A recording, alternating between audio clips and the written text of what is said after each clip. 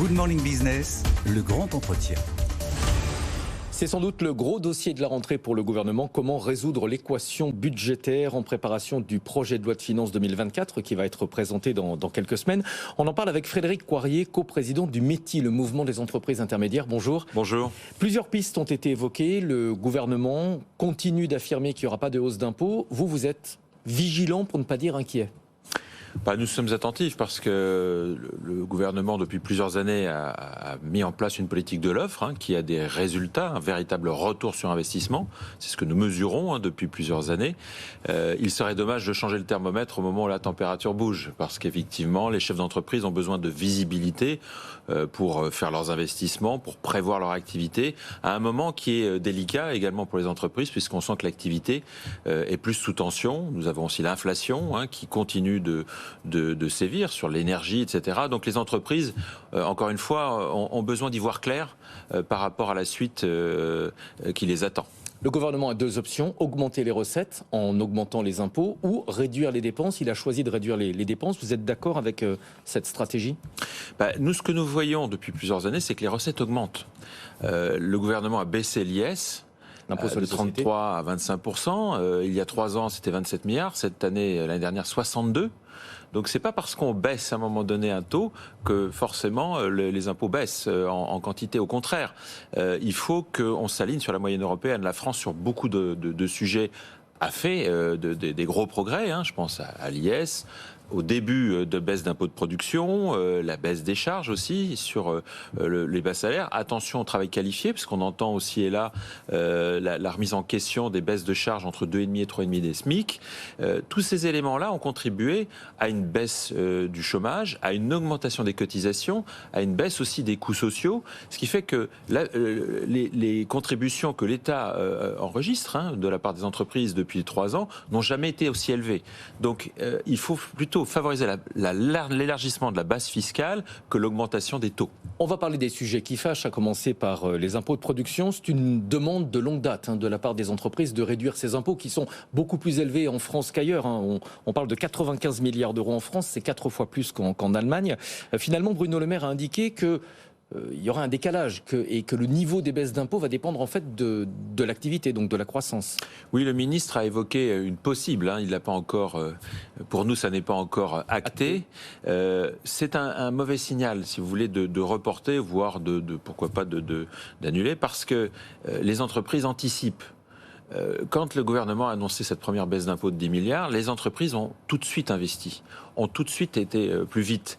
Elles ont senti le message. Il y a une dimension fiscale, il y a une dimension psychologique.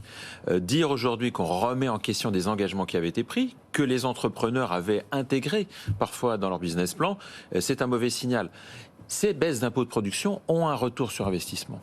Ça se voit dans l'investissement. 2021 par rapport à 2019, pré-Covid, plus 40%. Des créations d'emplois qui ont été extrêmement dynamiques. Une dynamique fiscale qui était très forte, comme je disais, pour le gouvernement. Donc, c'est le pari de l'activité. Et c'est un investissement. Ça n'est pas une dépense, c'est toute la différence. Vous pensez que ça peut compromettre la réindustrialisation du pays dont on voit déjà les premiers effets ? Ça va le ralentir, forcément, puisqu'à un moment donné, c'est mécanique. Si vous avez un décalage aussi important entre la France et ses voisins, vous évoquiez les 4 fois plus d'impôts de production par rapport à l'Allemagne, les impôts de production, ça pénalise les entreprises avant même de générer du résultat, puisqu'on vient taxer la production en amont du résultat. Oui, certains de ces impôts sont basés sur le chiffre d'affaires. Sur le chiffre d'affaires, sur la marge, la CVAE par exemple, ou sur les salaires. Tout ce qui vient décaler la France par rapport aux voisins européens, c'est autant de production en moins en France. Ça, c'est absolument mécanique. Donc il faut réaligner le plus vite possible ces impôts de production par rapport à la moyenne européenne. Plus on le fera, plus la France produira, plus la base fiscale sera large.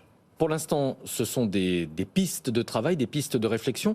On parle d'un éventuel coup de rabot sur les allègements de charges au-delà de 2,5 fois le SMIC.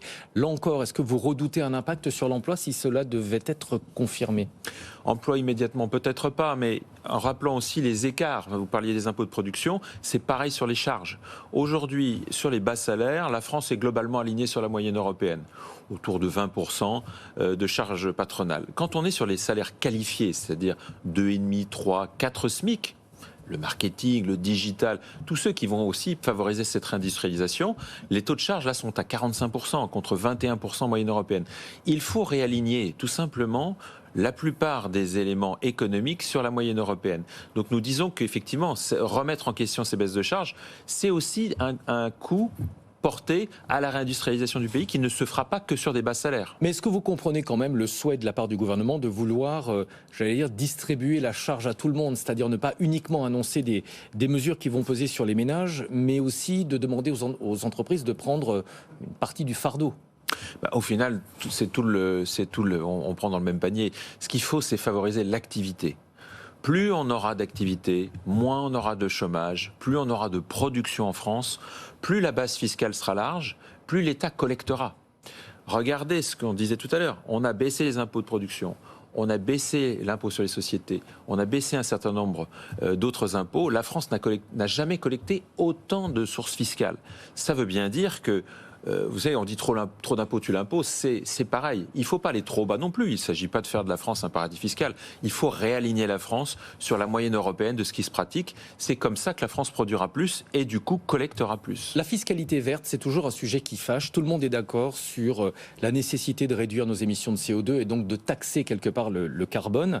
Personne n'est d'accord en revanche pour payer la facture. Plusieurs pistes ont été avancées. D'abord une taxe sur les transports. On parle des billets d'avion avec une taxe de 1 à 2 euros pour les billets en classe éco, de 20 euros pour les billets en classe affaires, mais aussi sur les sociétés d'autoroutes. Est-ce que c'est la bonne piste ? Encore une fois, moi je pense que c'est un sujet qu'il ne faut pas raisonner uniquement à l'échelle française, mais à l'échelle européenne. Si l'ensemble du continent met en place ce type de fiscalité, ça n'aura pas d'impact ni pour les ménages, ni pour les entreprises françaises au regard de leurs concurrents. Je pense que c'est un sujet qu'il faut surtout regarder, encore une fois, à l'échelle européenne. Encore une fois, après, ce sont des décisions de politique publique.